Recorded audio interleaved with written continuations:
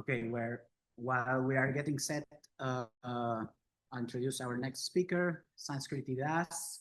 She's a Hubble Fellow, postdoc in Stanford, expert on circumgalactic medium. And I think she will talk about that, from X-rays to Zodiac, Zeldovic, and I think going to cold gas also 21.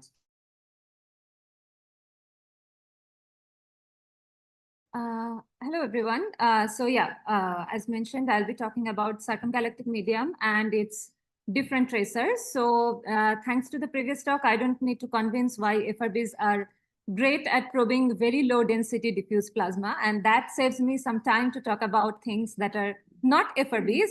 And one of the main purpose of this talk is to give an overview of the CGM with different tracers and create more conversation across different communities, instead of just claiming this is my favorite tracer and this is the best. I don't think really we have a best tracer. So the purpose of this talk is to show how we can try to move from this artistic illustration to eventually having an actual empirical data to know how CGM looks like. And unlike the more, sorry, we're going. And yes, unlike more massive halos where we say intra-cluster and intra-group medium, ideally we should say it is intra-galactic medium, but as traditionally CGM and galaxies has been studied from the optical point of view, the stellar disk has been called the galaxy for a long time, although it is just a subset of the galaxy. So CGM is anything that's outside the stellar disk and is extended out to the virial radius. And again, you can choose R500 or 200, whatever you like, because the hot gas doesn't abruptly stop existing at any radius. So the CGM is a very happening place because of the infalls, the outflows, and the fresh accretion all happening in the same time. And CGM is an incredibly multi-phase medium. Its density and temperature is expected to span more than 2 orders of magnitude range, which is why we need so many different tracers to correctly probe it and constant in different physical and chemical properties. Now, broadly speaking, there are 4 problems that we can try to solve with CGM. One is the missing galactic baryons problem. Now, baryons are quite interesting depending on your perspective. If you're a cosmologist, you are more supposed to think of baryons as a disturbance because your interest is more probably in the dark sector. And if you're interested in the galactic and extragalactic properties, we often think in terms of metals. And their baryons become a good bridge to connect these 2 fields. Now, missing galactic baryons are actually separate from missing baryons because on a broader scale, cosmic waves will obviously have more baryons than the CGM. But the question is, if the ISM and stars have only 20% of the required baryons, do all galaxies retain all of their 80% missing galactic baryons, or do some of the galaxies lose them? How does the baryon sufficiency depend on the galactic properties, and how does that change with time, for example? Another problem is the missing metals problem, and this is also very distinct from missing galactic baryons. Because if you find a lot of baryons, that doesn't necessarily mean it has come from the feedback. It could be a lot of unprocessed baryons that is just ionized by the cosmic background. So if you trace the metals, you know for sure that it has come from some galaxies because the metals has to be processed inside the galaxies. Now, again, the ISM and the stars retain only 20-ish% of the metals that are ever produced inside stars. So again, the question is, do all galaxies retain all of their 80% missing metals, or do some of them lose that? And how does that relate to different galactic properties? Now, when the galactic winds throw a lot of metals, they also carry a lot of thermal and kinetic energy. And depending on the initial conditions and the conditions of the pre-existing halo gas, some of the galaxies might retain some of their missing feedback, and some of them might not. So the question of these 3 are very much connected to each other, and we need to understand how all of these are related to individual galactic properties. The other problem is the missing accretion problem, which is connected to the neutral baryons. Now, to become a galaxy, you need to form stars. For this, you need molecular hydrogen. And for molecular hydrogen, you need atomic hydrogen in the first place. So if in an ideal world, if you assume 100% star formation efficiency, the accretion rate of H1 will be exactly the same as the star formation rate. But in the local galaxies, it is often the reverse. The star formation rate is actually larger than the H1 accretion rate. So it might seem like stars are forming out of nowhere, which is obviously unphysical. Now, the catch is that the accretion rate is often calculated inside the stellar disk. which means there might be more gas outside in the CGM, which is being actively accreted onto the disk. So we need to find the missing accretion as well with the neutral CGM. Now, CGM can be, as I said, it's a very rich multi-phase and multi-scale ecosystem. So we need to use different probes as shown here. Now, some of them probe the ionized baryon, some of them probe the neutral baryon, some probe only the baryon, some probe only the metals, or maybe both.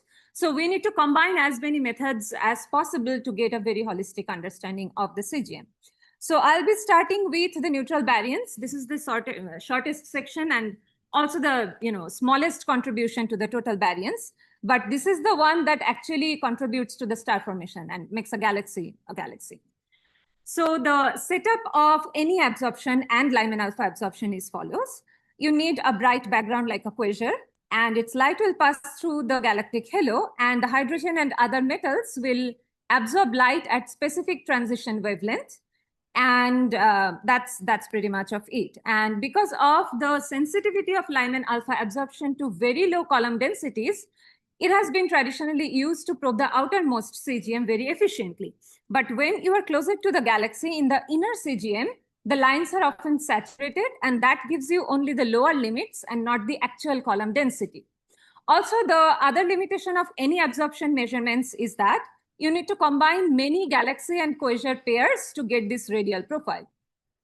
So if you need a radial profile around individual galaxies, and also need not just lower limit, but actual measurements, 21 centimeter emission might be the key. So this is, recently there has been a lot of great interferometric surveys mentioned here that has given a huge spatial coverage mapping the whole CGM, and also giving great angular resolution to resolve small clumps as well as clouds. And here they find that the H1 disk is often significantly more extended than the stellar disk, both across the major and minor axis, indicating inflows and accretion happening just outside the stellar disk. But another limitation of interferometers is that because of this non-zero gap between the antennas, they are limited to a maximum angular scale. But as we know that CGM can be quite diffuse, so they cannot probe the very diffuse CGM. And also the surface brightness sensitivity is often really low. And that's where the single dish comes in, because they can do exactly what the interferometers cannot. And in the nearby galaxies where you can separate the inner and outer CGM, very deep 21 centimeter emission surveys with single dish can constrain the radial profiles as well as the velocities, again showing accretion and inflows both along major and minor axis out to almost 100 kiloparsec. So as you can see, in the innermost region, interferometers are the best. In the outermost region, it's Lyman alpha absorption. In between, single dish can bridge the gap. And this is what exactly FRBs do not probe. So in the future, when we know all of these components quite well, we can combine the dispersion measure of individual galaxies with the column densities from these neutral probes to get the total baryon budget. And why is it important? Because the relative fraction of neutral fraction actually changes with galactic mass. And for smaller galaxies, actually the neutral fraction can be quite significant. So as the contribution from FRBs start changing with mass, we might find that the neutral fraction is increasing. And in rest of the talk, I'm going to talk about, ionized baryons, and we'll start with the Milky Way. And there are multiple reasons for that. Even if you don't care about the Milky Way, as an observer, we need to separate the galactic and extragalactic contribution across many different probes, both FRBs as well as X-rays and millimeters.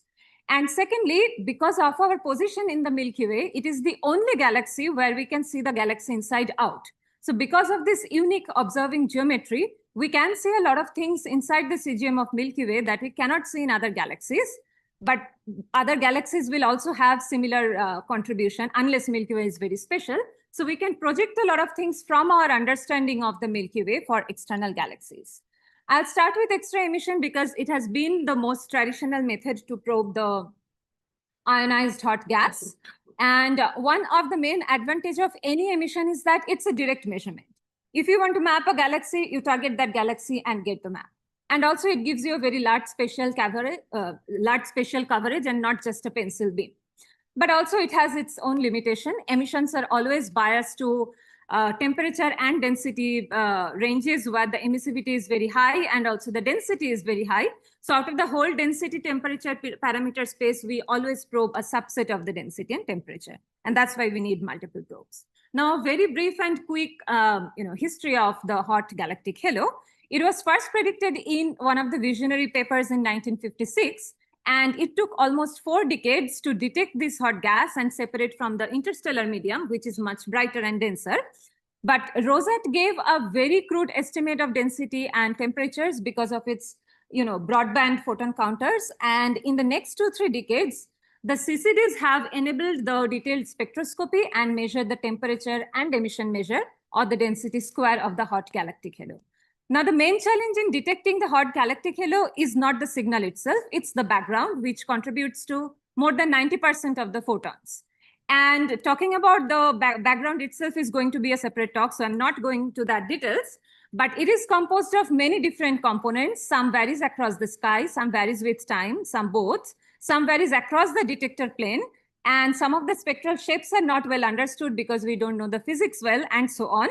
So it is a very complicated way to do spectroscopic modeling of all these components together. But if you just focus on the emission from the CGM itself, it looks something like this green line. And there are 2 components. One is these 2 bumps coming from oxygen 7 and 8, oxygen left with only 2 and 1 electrons. And that emission measure, the intensity ratios give you the temperature, and the underlying continuum gives us the emission measure. So the summary roughly until 2020-ish was that, 1, the temperature is roughly constant across the sky, consistent with virial temperature, exactly what we expect.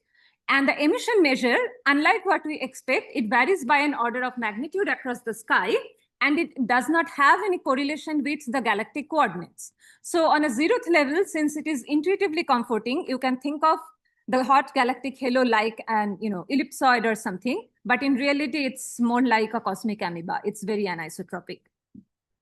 And this was just the detection phase, assuming that oxygen 7 and 8 comes from the same temperature, because at a 0th level, you have to assume something. Now that we have deeper data and have a better understanding of the soft foreground, we now know that oxygen 7 and 8 do not come from the same phase. There is actually a supervirial phase that's 10 times hotter than the virial phase. And it was first detected with XMM and then follow up with Suzaku and Helosat and Rosetta. Multiple galaxies have followed up across the sky.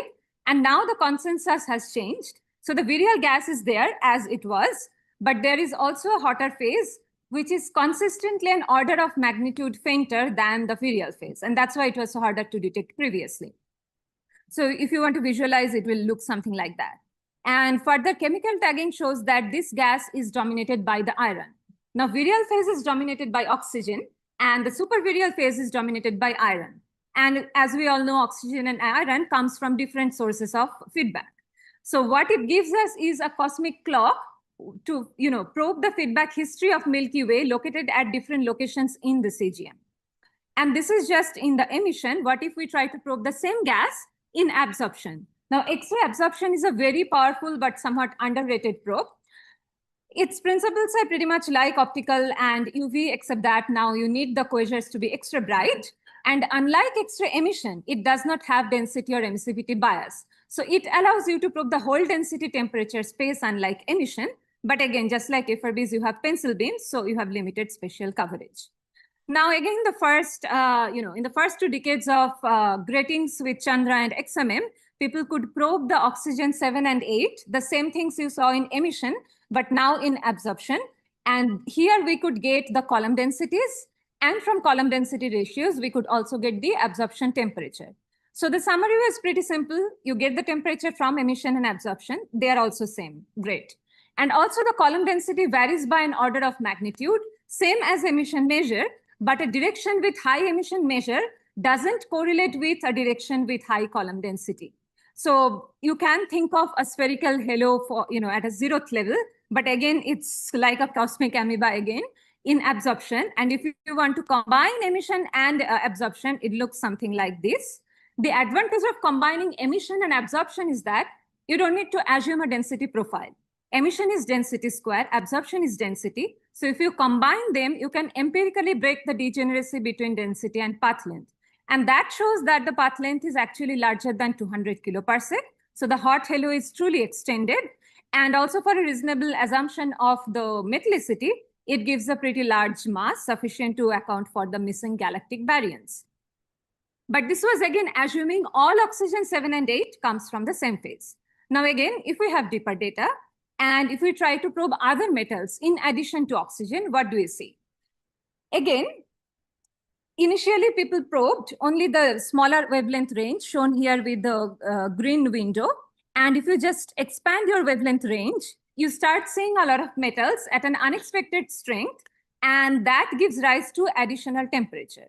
So there are many extreme ionization lines like neon 10, magnesium 12, silicon 14, sulfur 16 that are not expected in a galaxy like the Milky Way.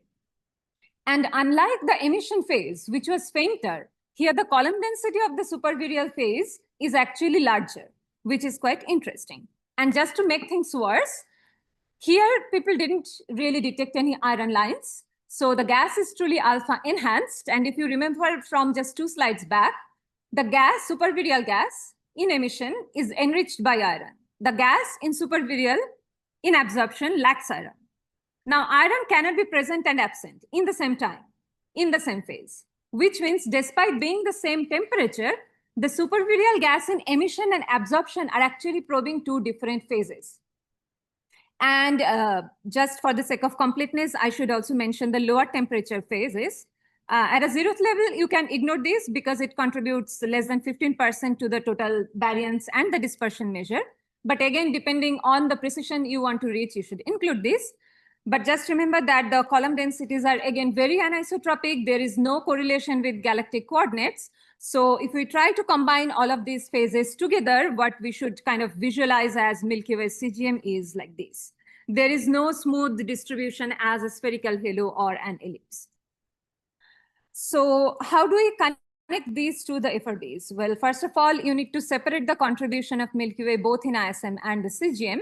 And if we try to combine these measurements from X-ray and UVs, we see something that is roughly consistent with the direct estimates from local FRBs, where the contribution from IGM can be ignored, at least at a 0th level. So roughly speaking, everything is consistent at the median level, but this is log scale. So all the discrepancies look much smaller than they actually are. But if you look really carefully, once you correct for all the saturation and ionization correction, the distribution is quite skewed. So the mean is a factor of 3 larger than the median. And also the scatter is, more than 2 orders of magnitude.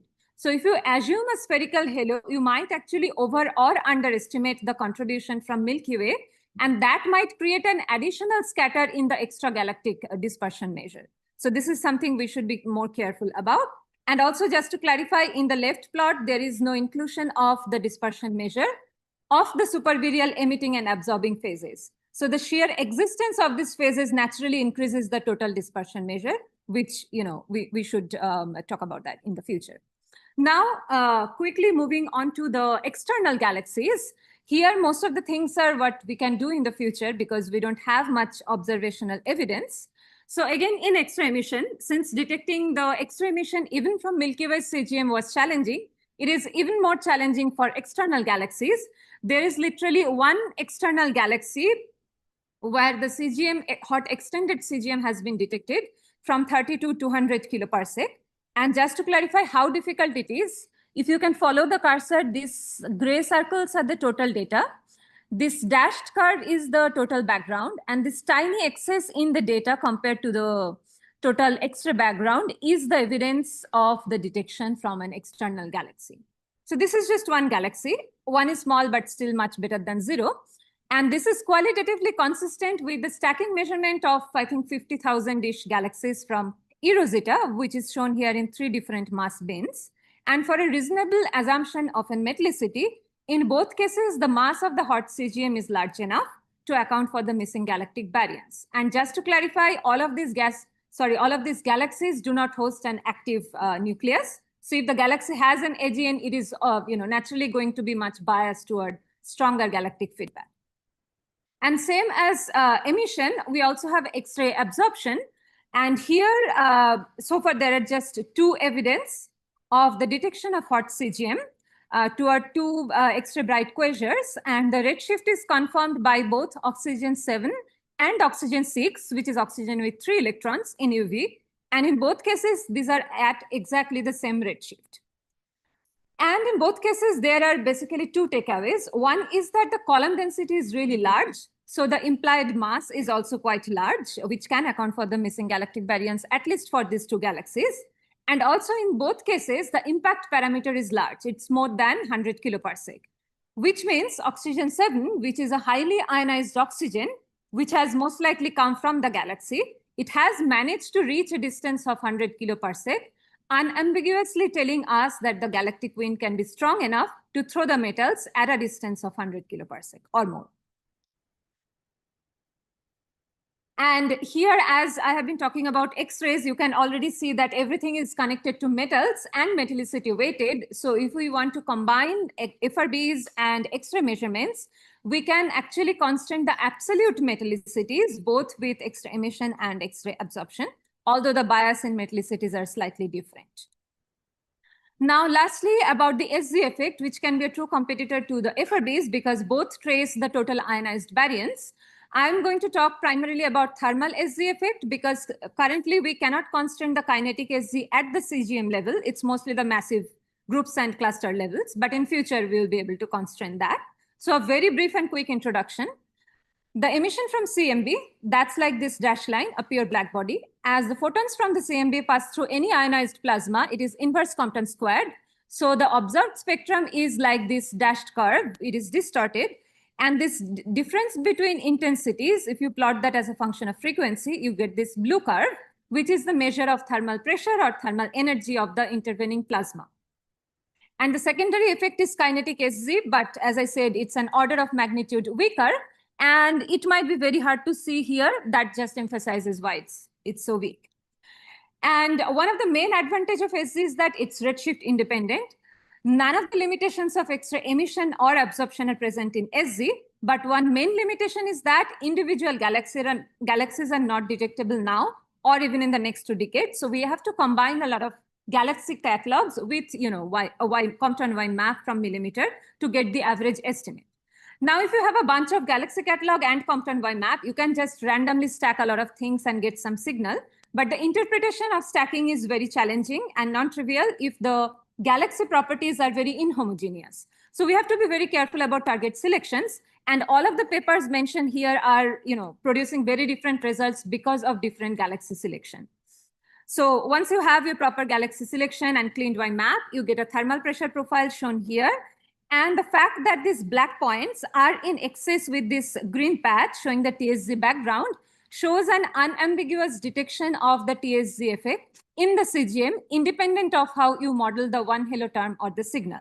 And once you repeat it for many mass bins, you get the thermal energy as a function of mass. And as you can see, the best fit, the red line, is very different from what you expect from groups or clusters. So the non-gravitational aspects like the feedback and cooling or feeding and the non-thermal properties are very different in galaxies, unlike their massive counterparts. So galaxies are not just a miniature of groups and clusters. They have their own identities. And even if you are more careful, you can see the trend is more like a broken power law and not just a power law. This is something never found in more massive halos. And it is probably because mass is no more the best and only descriptor of galactic halos. At a given mass, there might be more galactic properties giving different thermal energies. And one of the reasons could be star-forming and quiescent galaxies, which have very different dominant feedback mechanism, one being dominated by Aegean feedback, one dominated by stellar feedback. So it seems like the star-forming and quiescent galaxies actually have very different thermal energy versus mass relations. And there are primarily 2 ways we can connect these with FRBs. One is the temperature, because in everything, in thermal SZ, it is dominated by the hotter gas. So by combining that with FRBs, we can constrain the volume average temperature of the CGM. And in future, when we can constrain the kinetic SZ, although mathematically kinetic SZ and FRBs probe exactly the same thing, they're actually not the same. Because one, KSZ is direct, because you can pre-select which galaxies you are going to stack on. But in case of FRBs, you don't have any control of what is intervening the FRB sightline. And secondly, KSZ gives you a map. So it's a volume average estimate, always dominated by the hotter gas that has larger volume filling factor. The power of FRB is that it's a pencil beam. So it is not biased by just the hotter gas. It's all the ionized gas together. And depending on your science perspective, it could be a pro or con, because it is also very susceptible to density fluctuations. So if we can combine KSZ and FRBs, although they probe identically the same thing, we can get a much better understanding of the ionized gas. Now, this is the last slide on how the simulations are doing. Short answer, not very well.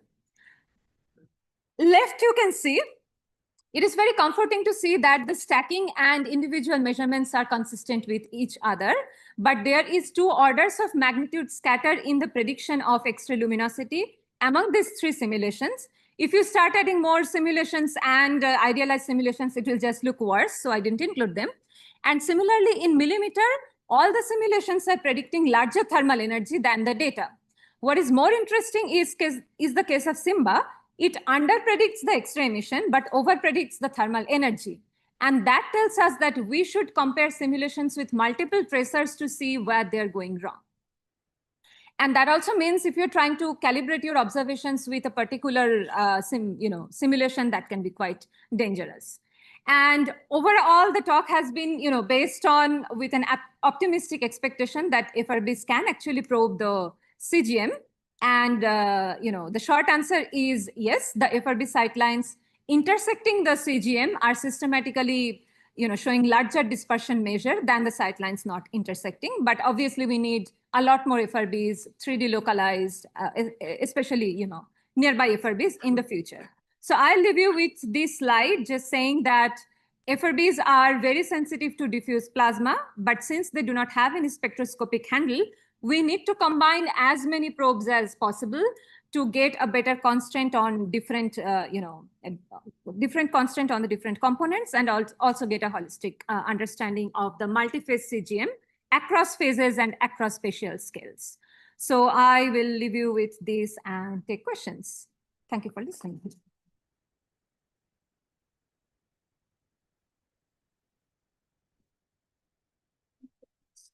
Nice talk. Questions?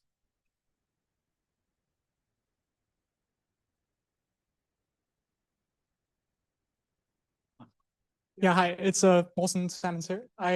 So I had a question regarding your the cosmic amoeba structure that you showed for the Milky Way, and I just wondered if basically any of those like asymmetric or like inhomogeneous structures that you see can be traced back to certain events in the Milky Way's history. Do you see them correlated with like positions of compact objects that went supernova, or is there kind of implicit information that we can get from that? We are currently working on that. First, we try to rule things out, what it is not correlated with, because we are trying to probe a much larger scales. And the galactic feedback, a lot of galactic feedbacks are much local. And how it propagates through the CGM depends both on the initial condition of the galactic feedback as well as the pre-existing halo gas. So first, we are trying to see all the possible correlations that are not possible. For example, it's not correlated with the position of M31, which means we are not seeing systematically higher dispersion measure closer to M31, which is quite interesting. The second thing is that we are trying to constrain things with the stellar halo. For most of the time, we talk about galaxies thinking of the stellar disk, but there is also a stellar halo which is almost extended out to 50 kiloparsec, which is quite large, especially along the minor axis. If it is 50 kiloparsec, it's quite large. And we are trying to see if the runaway stars in the stellar halo can contribute to this. The problem is that it can contribute toward a few sightlines. But since we are seeing this anisotropy across the sky, the population of runaway stars has to be much larger, or the metal loading factor has to be unphysically high. So right now we don't have an answer, but yeah, those are the directions we're probing. Cool, thanks. This is an online question from Sunil. Do you want to unmute? Yeah. Hi. Hi, Sanskriti. Nice to hear from you again. I hope you're doing well.